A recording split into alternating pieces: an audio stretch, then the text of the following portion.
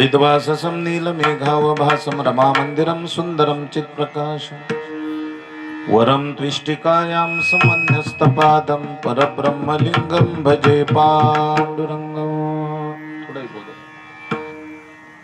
पांडुरंगा करू प्रथम नमन दुसरे चरण संतांची त्यांच्या कृपादाने कथेचा विस्तारू बाबाजी सद्गुरु दास तुका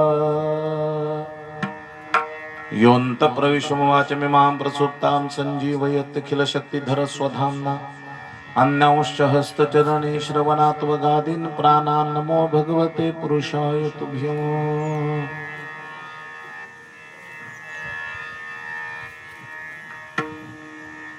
नागेन्द्रहाराय त्रिलोचनाय भस्मांगरागाय महेश्वराय नित्याय शुद्धाय दिगंबराय तस्मै नकाराय नमः शिवाय।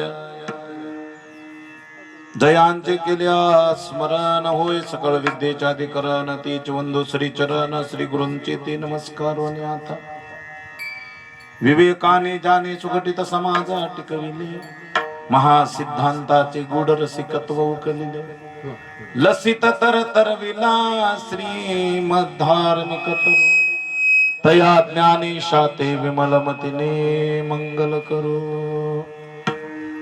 तुकाराम तुकाराम नाम घेता पापे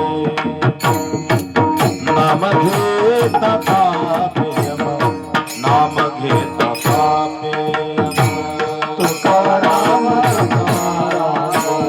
नाम घेता पापे नाम घेता पापे नाम घेता पापे शरण शरण एकनाथा आई माता देवीला आई माता देवीला आई माता देवीला शरण शरण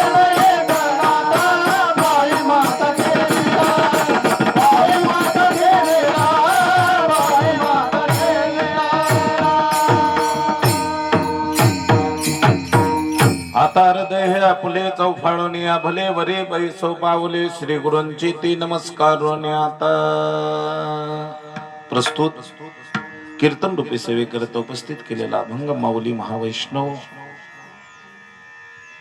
भक्त हृदय सम्राट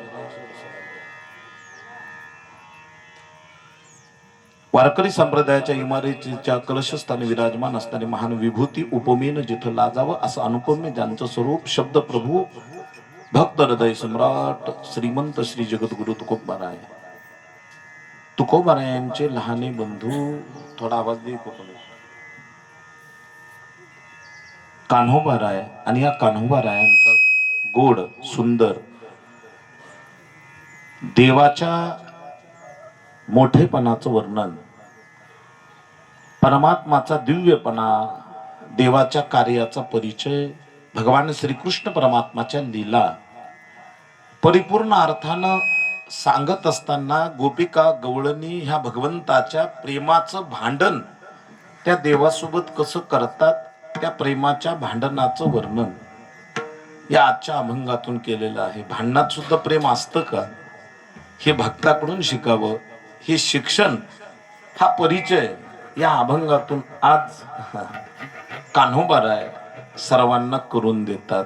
गवळणी जशा भगवंताकडे प्रेमाचं भांडण करतात बरं भक्तानं देवाकडे प्रेमाचं भांडण करावं। भक्ताच्या भक्तीचा तयार झालेला सेवेचा तयार झालेला त्या भगवंताला समर्पण केलेल्या परिपूर्ण भावाचा तयार केलेला अधिकार आणि त्या अधिकाराचं पूर्ण वर्णन प्रयोजन संबंध या सगळ्या गोष्टीचा परिचय आजच्या अभंगामध्ये या ठिकाणी तुकोबारायांचे बंधू करून देतात।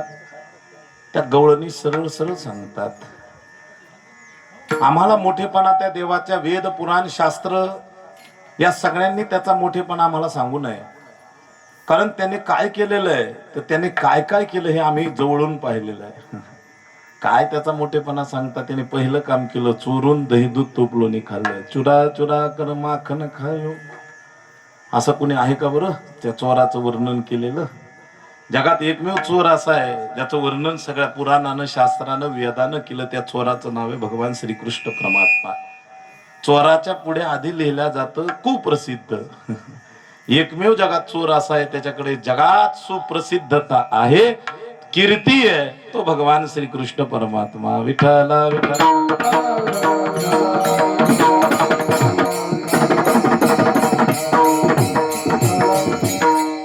माखन त्याने चोरलं. माखन म्हणजे म्हणजे साक्षात माया. आणि तो मायापती भगवान परमात्मा ज्या मायेला सगळं जग घाबरतं, त्या मायेला सुद्धा आपल्या अधिकारावर नाचवणारा, बोलवणारा, तिला चालवणारा जगात मायापती भगवान परमात्मा तो माखन खाणार आहे. चुरा चुरा कर माखन खायो. तो गवलन का नंद कुवर, नंदाचा पुत्र. नंद कुवर म्हणजे नंदाचा पुत्र. याने माखन खाल्लं, त्याचा मोठेपणा आम्हाला सांगू नका. काय बडाई दिखावत मोही. त्याचा मोठेपणा आम्ही सगळ्यात जाणतो. आणखी काय केलं त्याने? दुसरी लीला केली, स्वतःला उखळाला बांधून घेतलं. ही दुसरा परिचय करून दिला. सांगा बरं, तो देव असता तो उखळाला कसा बांधून घेतला असता? देवानं तिथं सुद्धा परिचय करून दिला, आपण त्या चरित्रात पाहणारच आहोत. पण तिसरं लक्षण सांगितलं. मग देव जर एवढा मोठा आहे तर त्याने हातात काठी घेऊन गायींच्या पाठीमागे का पळावं? हे सुद्धा काम त्याने केलं. म्हणून तुकोबरायांचे बंधू कानोबराय सांगतात, त्या गवळणी प्रेमाचं भांडण करतात. मग ते भांडण, ते प्रेम भगवंतावरचं कसं, याचा परिचय आपल्याला आजच्या अभंगामध्ये पाहायचा आहे. अभंगाचा सरळ सरळ शब्दरूपी भाव असेल असाच माझा अट्टहास नाही, पण माझ्या उदार सद्गुरू रायांच्या कृपेनं जे जे सुचलं ते मांडलं. अभंगावर चिंतन करण्यापूर्वी 2 मिनिटात थोडासा परिहार, आपल्या कीर्तनाला सुरुवात. विठ्ठला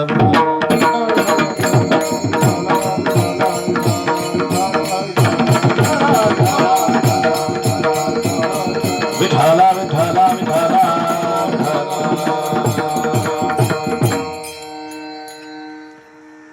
सालाबादाप्रमाणे याही वर्षी श्रीमद भागवत कथा ज्ञान यज्ञ सप्ताह चालू आहे. प्रत्येक वर्षी चालू आहे. गेल्या जवळपास 8 ते 10 वर्षापासून श्रीमद भागवत कथेचा योग इथं जुळून येतो. समस्त माता भगिनी पुढाकार घेऊन या श्रीमद भागवत कथा त्या चालवतात, करतात आणि नेहमी या कथेमध्ये त्या अग्रेसर असतात. अर्थातच सगळ्या पुरुष मंडळीचं खंबीर अशी साथ, सगळ्या गावकरी मंडळीची साथ, त्या साथीनं, या माळस जवळ्यातील सगळ्या मंडळींच्या साथीनं हा सोहळा पार पडतो.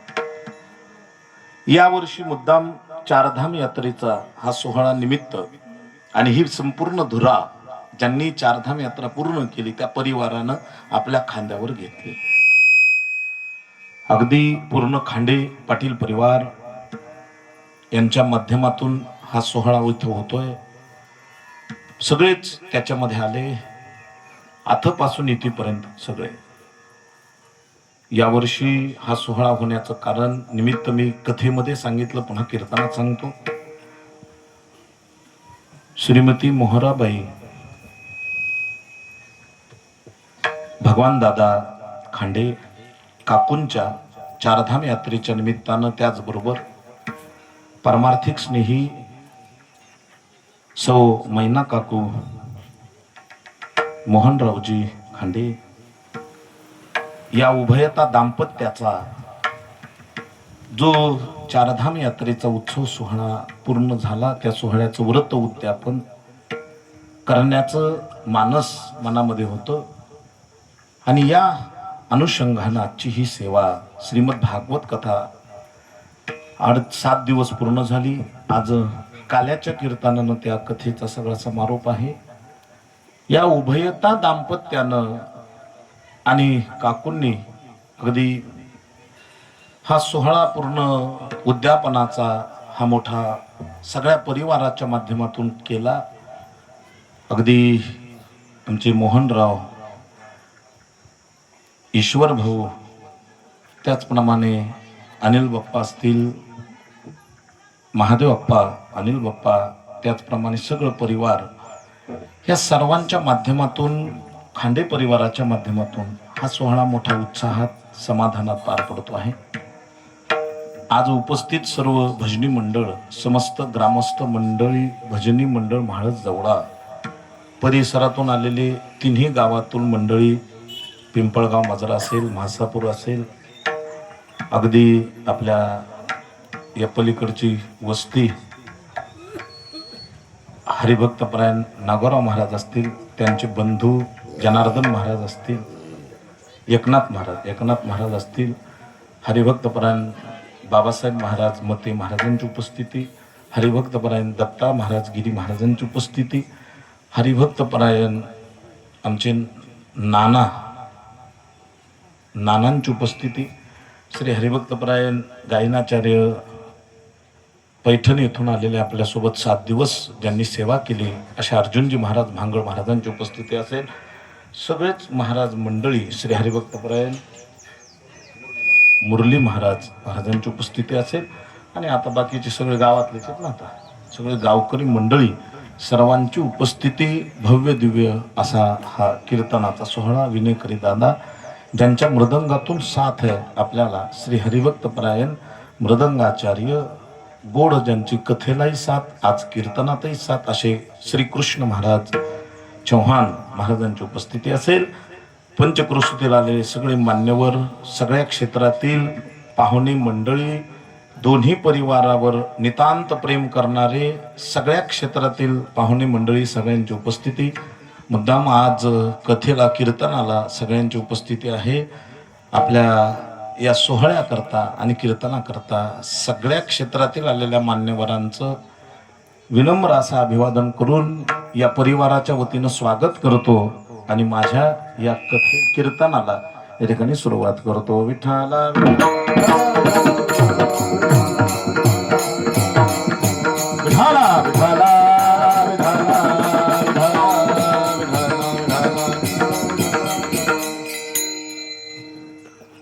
चुरा चुरा कर माखन खायो, गवलन कानंद कुवर कन्हैया.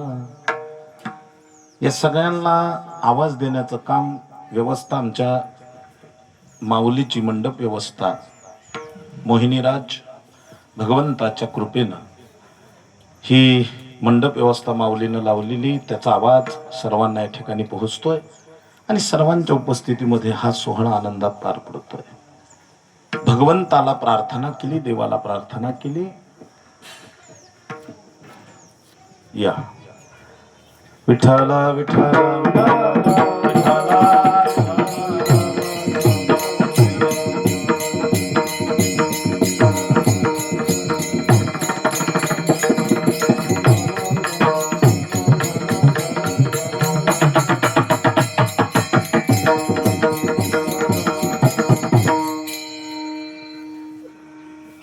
भगवान परमात्मानं गोपिकांना गवळणींना वेड लावलं, हे जगजाहीर आहे. आणि त्याचं वेड लागल्याशिवाय जगात माणसाला समाधान मिळत नाही. काहीतरी वेड असावंच लागतं महाराज. एखाद्या शिक्षण क्षेत्रामध्ये तुम्ही उतरले तर त्या शिक्षण क्षेत्रामध्ये कोणतं तरी येड असल्याशिवाय, त्या येडाची डिग्री असल्याशिवाय तुम्हाला प्राधान्य दिलं जात नाही. कोणतं तरी येड असावंच लागतं. डी एड असावं लागतं, बी एड असावं लागतं, बीपी एड असावं लागतं, नाहीतरी कोणतं तरी येड असावंच लागतं. प्रत्येकाच्या मागे काही ना काहीतरी वेड असावंच लागतं. त्या वेडाशिवाय माणूस यशस्वी होऊ शकत नाही. अहो एवढंच काय, वेड असल्याशिवाय प्रगती होत नाही, वेड असल्याशिवाय कीर्ती होत नाही. म्हणून वेडात दौडले वीर मराठे सात, उगच म्हणत नाही. हे वेड होतं, स्वराज्याविषयीचं वेड होतं, हे स्वराज्य उभा करण्याच्या विषयीचं वेड होतं. वेड असावं लागतं. वेड गवळणींना वेड होतं. वेड त्या भगवान जगन्नयन त्या परमात्माचं. कारण त्या गोपी होत्या. जीवनामध्ये गोपी हे तत्व म्हणजे काय, गोपी गवळण म्हणजे काय. गवळण म्हणजे एकच आहे आपल्या, आता प्रत्येकाच्या डोक्यात एकच गवळण आहे सध्या. होय, रडू नको बाळा मी पाण्याला जाते. होय, एकच गवळण कोणाच्या तोंडात सध्या तेच, रडू नको बाळा. ही किती वर्णन आहे, किती गोड आहे, किती सुंदर चरित्र आहे. पण गवळण ती नाही. गवळण गोपी या शब्दाचा अर्थ काय, तर गो म्हणजे इंद्रिय, 10 इंद्रिय आहेत माणसाचे, आणि या 10 इंद्रियापैकी पंच ज्ञान इंद्रिय सगळ्यात महत्वाचे सांगितले. डोळे, कान, नाक, त्वचा आणि जिव्हा, हे 5 इंद्रिय सगळ्यात महत्वाचे आहेत. त्या 5 इंद्रियांना शब्द, स्पर्श, रस, रूप आणि गंध, पहा बरं इकडं, त्या 5 विषयाचं ज्ञान घेता येतं. आणि या 5 विषयाचं ज्ञान घेऊन माणूस त्या 5 विषयाकडे आकर्षित होतो. पण नेमका आपल्याला माया त्रास देते. ते त्या साऊंडच्या बाजूला बसा, इकडे इकडे दादा, पुढे थोडस पुढे या. विठ्ठला विठ्ठला विठ्ठला विठ्ठला विठ्ठला.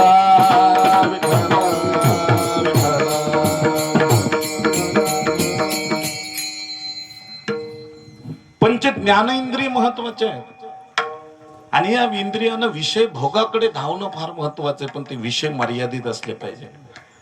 आपल्याला सगळ्यात जास्त माया त्रास देते, आणि मायेमुळं नाही ते खाऊ वाटतं, नाही ते प्यावं वाटतं, नाही ते बोलावं वाटतं, नाही तो विषय भोग घ्यावा वाटतो.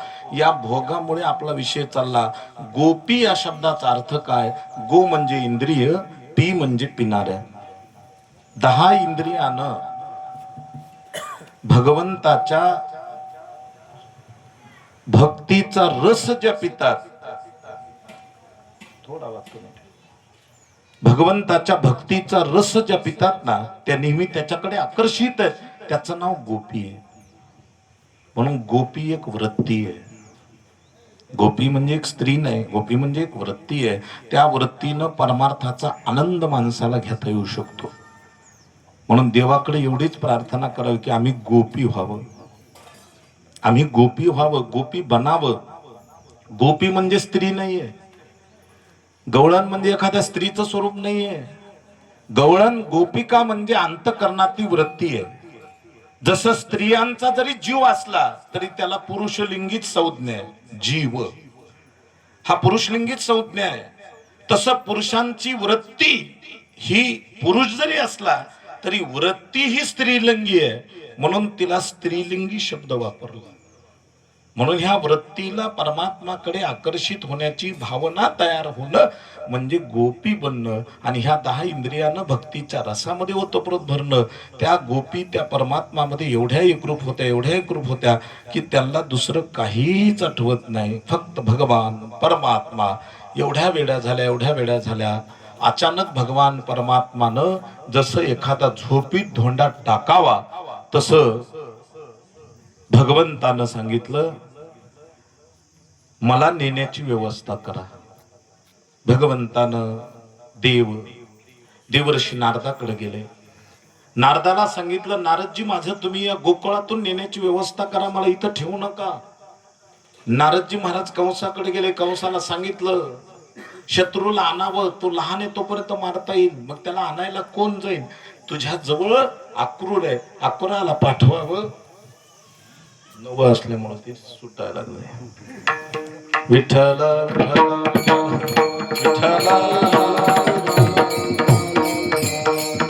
विठ्ठला विठ्ठला विठ्ठला. त्याचं म्हणणं असं आहे की तिकडं भागवत वाट पाहते, लवकर आवर. विठ्ठला विठ्ठला.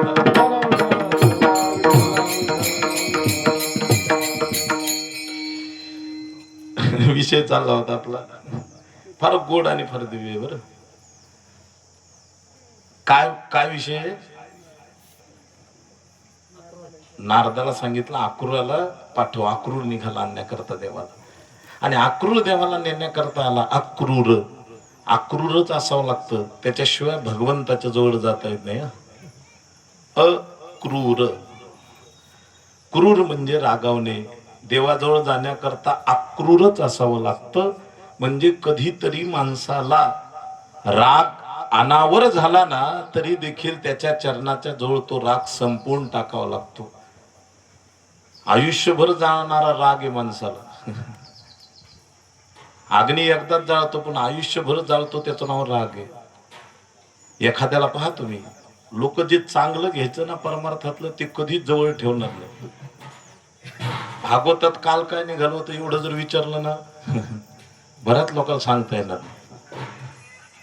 पण इथं जर आपण बसलो ना एखाद्याने इथं शिवी दिली ना 10 सालाने विचारा ते बरोबर सांगणार.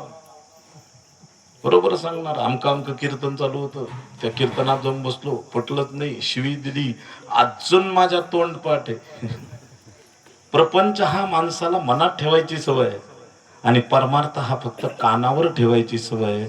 याच्यापेक्षा उलट जर केलं परमार्थ आम्ही पोटात साठवला त्याला हृदयात साठवलं आणि तो परमार्थ जगण्याचा प्रयत्न केला तर आमचं जीवन उज्ज्वल व्हायला काहीच वेळ लागणार नाही. फरक असा होतो परमार्थ हा माणसाच्या कानापर्यंतच आहे आणि संसार हा हृदयात उतरला पोटात उतरला.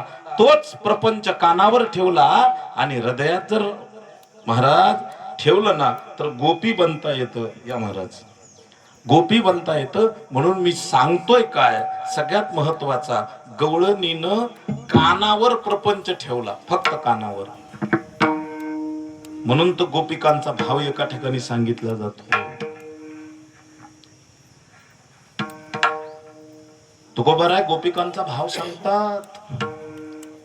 तुका मने हसे जन तुका मने हसे जन तुका मने हसे जन तुका मने हसे जन नाही कान दिए ठाई नाही कान दिए ठाई नाही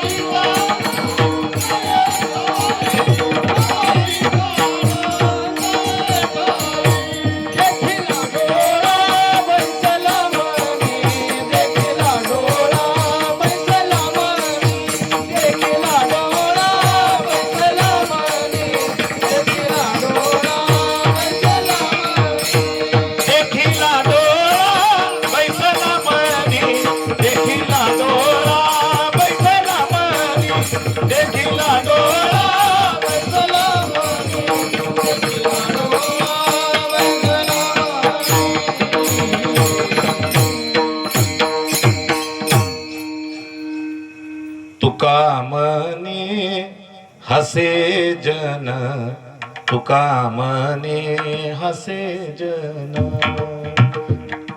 बऱ्याच लोकांना असा प्रश्न पडतो 4 माणसं काय म्हणतील.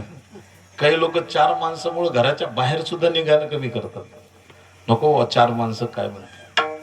4 माणसं अजून कळाले नाहीत कोण काय म्हणेल. परमार्थाच्या बाबतीत तर माणसानं ते ठेवूच नाही. परमार्थाच्या बाबतीत जगावर निंदा किंवा स्तुती याचा विचारच करू नये. गोपिकांना तो विचार केला नाही. गवळणीला वाईट बोलत नव्हते का. गवळणीला म्हणत नव्हते का. गोपिकांना एवढे बोलत असताना लोक हसतात जनता बोलते लौकिक अर्थानं वाईट म्हणते पण आपले कान मात्र तिकडे दिले नाहीत. निंदा किंवा स्तुती याच्याकडे लक्षच दिलं नाही. ही वृत्ती असावी लागते. त्याच्याशिवाय गोपी बनता येत नाही. त्या गवळणीनं सर्वस्व भाव भगवंताला अर्पण केला होता. त्या गोपिका म्हणतातच ना तव कथामृतम तप्त जीवनम कविभिरीडितम कल्मषापहम श्रवण मंगलम श्रीमदाततम भुवि गृह्णन्ति ते भूरिदा जनाः. गोपीगीताचा भाव आहे. त्या गोपीगीतामध्ये गवळणीनं सांगितलं देवा आमचं तापलेलं जीवन फक्त तुझ्याशिवाय शुद्ध आणि सात्विक होऊ शकत नाही. माणसाचे जीवन तापलेलं आहे. कशानं तापलेलं आहे बरं. सध्या टेम्परेचर 45 आहे. फक्त त्यानेच तापलेलं आहे सध्या. एवढे बेजारेत लोक. बरेच जण म्हणतात की एवढी उष्णता कधी पाहिलीच नाही. अहो उष्णता पाहायचं याच्यापेक्षा अजून फार पाहायचं आहे आपल्याला. पुढं पुढं गेलं की आपल्याला एक दिवस असा येणार आहे की मागचं वर्षच बरं होतं मागच्या सालच बरं होतं मागच्या सालच बरं होतं असं करत करत पुढं ढकलावं लागणार. हजारो झाडांची कत्तल होते कुठं झाड राहिलं नाही काही नाही. एकदा कोकण पट्टा जर सोडला ना तर बाकीच्या ठिकाणी सगळा झाडांचा तुटवलाय. आणि ही उष्णता फक्त झाड मोठमोठाले संपल्यामुळे होते. पहा बरं कुठं एखादं मोठं झाड भेटतं का. ज्या झाडाचं असं मोठं खोड आहे की आपल्या दोन्ही हातात बसत नाही, असं एखादं खोड भेटत आता लवकर पाहायला भेटत नाही. ते आपल्याला असं वाटतंय की कधी वसवा धरीन ते झाड रानात. पहिल्यांदा पडकच्या पडकं होते, आता पडकं राहिले नाही, गुंठाभर जमीन राहिले नाही, बांध उग एवढा मोठा होता इतकुसा राहिला, त्या बांध ठेवलं. बरं तुमचं सोडा, आमच्या लोकांनी बांध काढले आता, तरी नाही धानात आलं. विठाला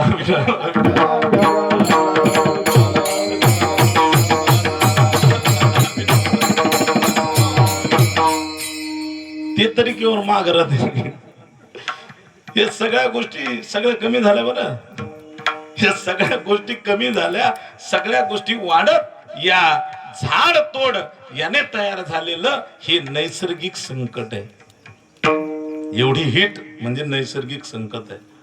याचं दुसरं कारण आहे. आता त्याचे कारणच गिनीत आठवत बसलो तर आपल्याला माहिती आहे, वेगळं सांगायची गरज नाही.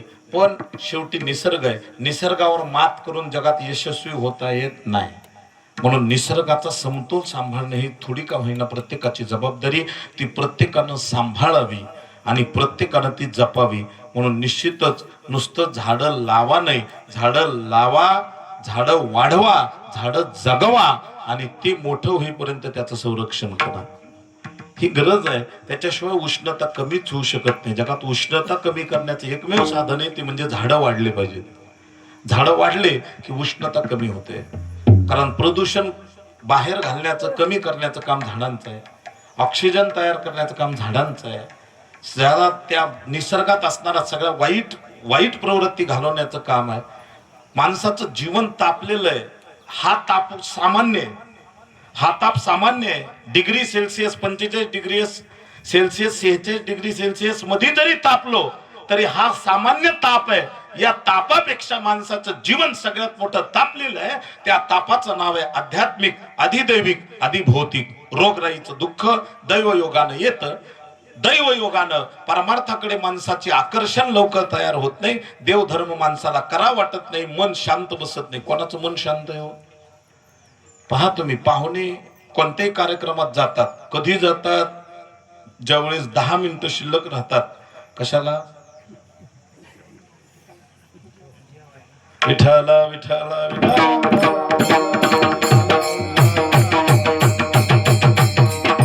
बऱ्याच लोकांच्या समस्या आहेत, बसता येत नाही.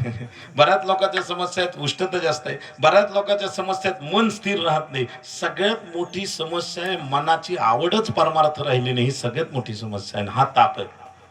याला शास्त्रामध्ये आध्यात्मिक ताप म्हटलेलं आहे. आध्यात्मिक तापामुळे मन एकाग्र होत नाही आणि मन एकाग्र न झाल्यामुळे परमार्थाकडे छंद लागत नाही. ही आध्यात्मिक ताप आहे, आधिदैविक ताप आहे आणि आधिभौतिक ताप आहे. या समाजापासून तयार होणारा विनाकारण मनात विकार, ह्या आधिभौतिक तापाचं निवृत्ती, ह्या 3 तापाची निवृत्ती फक्त भगवंताच्या कथेनं, त्याच्या कीर्तनानं होते. आणि म्हणून त्या कीर्तनात, परमात्माच्या कीर्तनात त्या गोपी एवढ्या वेड्या झाल्या की ते अमृत त्यांनी घेतलं. त्याचं नाव कथामृत. कथेसारखं अमृत जगात कोणतंच नाही. कथेसारखं अमृत नाही महाराज. कथा माणसाला मुक्त करते, कथा माणसाला जगायला शिकवते. आजही कथेतून हजारो लोक परिवर्तनीय बनले, आजही बनतात. फक्त कथा हे उपजीविकेचं साधन नाही, तर कथा हे माणसाचं जीवन परिवर्तन करण्याचं साधन आहे. हे निश्चितच लक्षात घेतलं पाहिजे. म्हणून कथेची मांडणी शुकदेवानं केली, कथेची मांडणी वाल्मिकी महाराजांना केली, कथेची मांडणी नाथ बाबांना केली, त्या कथेची मांडणी नामदेवरायानं केली, कथेची मांडणी माऊली ज्ञानोबारायांना केली. पहिली कथा ज्ञानोबारायांना या कलियुगामध्ये सगळ्यांना दिली. त्या कथेचं नाव आहे ज्ञानेश्वरी. कैवल्य चक्रवर्ती जी गाथा आहे ती ज्ञानेश्वरी कथा आहे. या कथेनं तर अनेक लोक धरून जातात. म्हणून कथा सामान्य नाही, कथा मुक्त करणारी तुकोबारायांनी कथेची मांडणी केली. म्हणून तुकोबारायांनी कथेला सामान्य दर्जा दिला नाही. तुकोबाराय म्हणतात ही कथा म्हणजे साक्षात सगळ्या तीर्थाचं सार आहे. सगळ्या तीर्थाचं सार आहे. मी कालही सांगितलं, आजही सांगतो. म्हणून शिवशंभूनं सुद्धा कथा कीर्तनाचा आनंद घ्यावा. शिवाचे जीवन जाळी महादोष कीर्तन तुका म्हणे हरी हिची किती वानू थोरी ही कोण अमृताची धार वाहे देवाचे समोर ऊर्ध्ववाहिनी हरी कथा ऊर्ध्ववाहिनी हरी कथा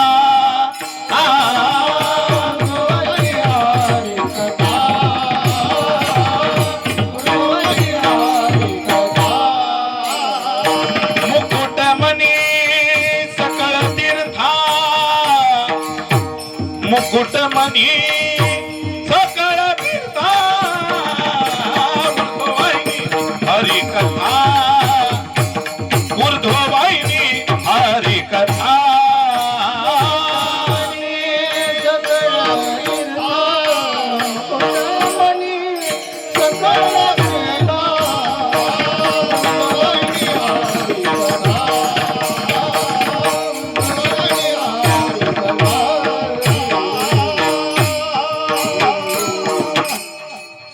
ऊर्ध्ववाहिनी हरी कथा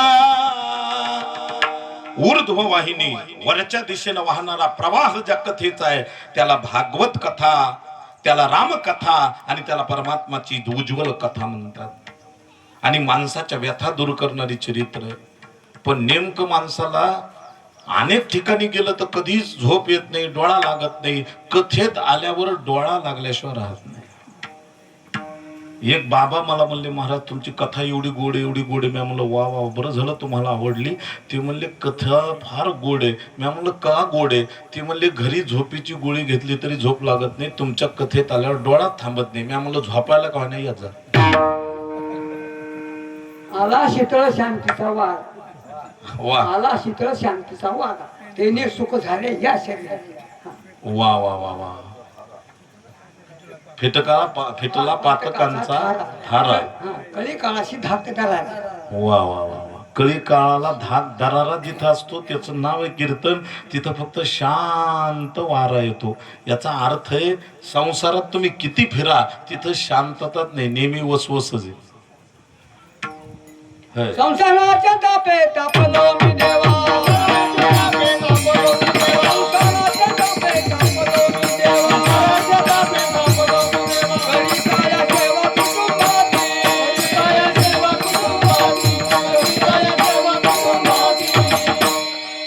किती तापलो हे देवराया, ताप सांगायलाच नको महाराज. किती संसार चांगला असू द्या, गोड बोलून का होईना संसाराचा ताप होतोच महाराज. मालक दारात उभा असू द्या लांब वाट्यावर, तरी मालकीन मोठ्यानं आवाज देत असते. काही मोठ्यानं देते, पण ताप होईना गोड बोलून का होईना होतो. मालक जर दारात उभा असली तरी कधी कधी मालकान हाका मारते, अहो ऐकलं का, या ना थोडस इकडे आतमध्ये या. अगदी त्याला वाटतं नुसत्या दुधाचा चहा टाकला काही, ते आपलं वाट्यावर बसलेलं असतं. ती म्हणते अहो या ना थोडं लवकर. ते आपलं घरात जातं आणि घरात जाण्यापासून ते विचारतं काय. ती म्हणले अहो काहीच नाही, दळण आणता का एवढं. तोंडात हल्ल्यासारखं होतं महाराज, करीन काय, पण ताप आहे शेवटी, सहन करावा लागतो. काही ताप जोरानं होतो, जोरात बोलून होतो, काही ताप गोड बोलून का होईना तोच होतो. कारण काही मावशाला अशी सुरी जोरात तापणारी नाही घेऊन जमत, त्याला साखरेची सुरीच वापरावं लागते. नेहमी असंच असतं. महादेवाच्या जवळ पार्वती मातेनं वापरली म्हणा. एकदा ज्यावेळेस दक्षाच्या यज्ञाला जायचं होतं, दक्षाच्या यज्ञाला जाताना महादेव काही परवानगी देईना, पार्वती माताला गोड बोलावं लागलं. तिथे एक श्लोक आहे, काय म्हणते पार्वती माता, यज्ञापितो शशरस्य सांप्रतम निर्यापितो यज्ञ. तुमच्या सासऱ्यानं मोठा यज्ञ आरंभ केला. महादेव म्हणले ठीक आहे, माझ्या सासऱ्याच्या घरी यज्ञ ही गोष्ट मला पटती, पण माझ्या सासऱ्याच्या घरी तुझ्या बापाच्या घरी यज्ञ असं म्हण ना. निर्यापितो यज्ञ महोत्सव केलं, वयंच तत्राभिसराम वाबते. तुम्ही त्या सासऱ्याच्या घरी चला. मोठेपणा द्यायला लागले महाराज. दिवाळीचं सण असून दिवाळीच्या सणाला यांनी म्हणा आपल्याला तिनं म्हणा आपल्याला जायचं कशाला दिवाळीला, त्याने म्हणा आपण एकदा वेगळं निघालोय होय यंदाच वेगळं निघालोय, चांगलं कापसाचं पीक आलंय आणि कापूस चांगला फुटलाय, वेचायलाच कोण नाही, कोपऱ्यात राहिलं तर लोक चोरून नेतात म्हणून आपल्याला जायचं नाही. मग तिला दुसरा हातकांडा वापरावा लागतो, जाऊ द्या मी येत नाही पण कमीत कमी तुमच्या सासऱ्यानं तुम्हाला कपडे घेतले तेवढे कपडे का होईना तुम्ही घेऊन या. आता ह्यो घराच्या बाहेर जातो म्हणतो मी एकटा जाऊन तिथं सासऱ्याच्या घरी का भेताडीला कलर देऊ का, तिथं चांगलं सगळं तिथं व्यवस्थित करू, कारण हिच्याशिवाय त्याला किंमत नाही ना. मग तिला गाडीवर बसावं लागतं, गपचूप निघून जावं लागतं. 2 दिवस मुक्काम व्हायचं तर 4 दिवस मुक्काम होतो. माझा दृष्टांत संपला. सगळ्यात महत्वाचा मुद्दा असा आहे की आपल्या जीवनामध्ये कुठंतरी ही साखरेची सुरी आहे आणि आपलं जीवन तापलेलं आहे. आध्यात्मिक, अधिदैविक, अधिभौतिक 3 प्रकारच्या तापानं तापलेलं जीवन हे शांत होण्याकरता हरिकथा एकमेव रसायन आहे जे तापलेलं जीवन शांत करतं. म्हणून तर हरिकथेमध्ये भगवान परमात्मा सुद्धा नाचतो, तिथं उभा असतो. हरिकथेमध्ये महादेव सुद्धा येऊन उभा असतात आणि त्यांचं जीवन शांत करून घेतात. मग तुमचं आमचं जीवन शांत करण्याचं साधन हे नाही का? कथा कीर्तन नाही? गोपिका एवढ्या रमल्या त्या कथेमध्ये. शेवटी अक्रूर देवाला नेण्याकरता आला, अक्रूर भगवंताला घेऊन गेला. सगळ्या कथा आपण भागवतात ऐकलेल्या आहेत. देव निघून गेले आणि निघून गेल्यानंतर मग गोपिका एवढ्या रडल्या की शेवटी एक दिवस त्या गोपिकांच्या जीवनात रहस्य घडलं. एका भुंग्याला पाहिलं गोपिकानं आणि उद्धवाला गोपींची भक्ती पाहण्याकरता गोकुळात भगवंतानं पाठवल्यामुळं उद्धव गोपींची भक्ती पाहण्याकरता आल्याबरोबर पाहिलं तर ती गवळण त्या भुंग्याला बोलत होती, म्हणत होती, हे भुंग्या, मधुकितव बंधो मास प्रशाघ्रीं सपत्न्याः कुचुविललितमाला कुंकुमस्मश्रुभीर्नः विहति अधिपतिस्तन् मानिनीनां प्रसादं यदसि यद् विडम्ब्यं यस्य दूतस्त्वमीदृक्. ए भुंग्या, ती भुंग्याला म्हणत होती, गोड गोड काय बोलतोस, कृष्णाच्या कथा काय गातोस. खरं सांगा, भुंगा कथा गात होता का? भुंगे कथा गाता असतात का? हा पहिलाच प्रश्न आहे. भुंगे कथा सांगतच नाही, नुसतं भुंग भुंग करतात.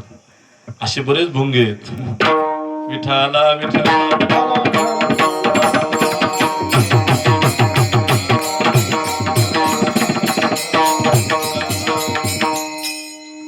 ज्याला 5-5 मिनिटाला लोकाला उठवावं लागत, नाचवावं लागत आणि नुसतं राधे राधे भजन मानावं लागत, ती कथा नसती. तो भुंग्याचाच एक प्रकार आहे. मी त्याच्यात काही वेगळं सांगत नाही, तो एक भुंगा आहे. मधुकितव बंधो, काय त्यातलं वर्णन केलेलं आहे लक्ष द्या. भुंगे कथा गात नसतात, पण गवळणीला वाटत होतं की तो भुंगा कथा गातोय, तो भुंगा कथा सांगतोय, तो भुंगा त्याचं वर्णन करतोय. आपला विषय जर तयार झाला तर आपल्याला कशातही भगवंताचं भजन चिंतन ऐकू येतं. एखादा जर स्वरबद्ध कीर्तनकार कथाकार असला ना तर त्याला जनरेटरचा स्वर सुद्धा तपासावा लागतो, तो काळी 2 का पांढरी 3. मग कधी कधी कीर्तन सुद्धा त्या जनरेटर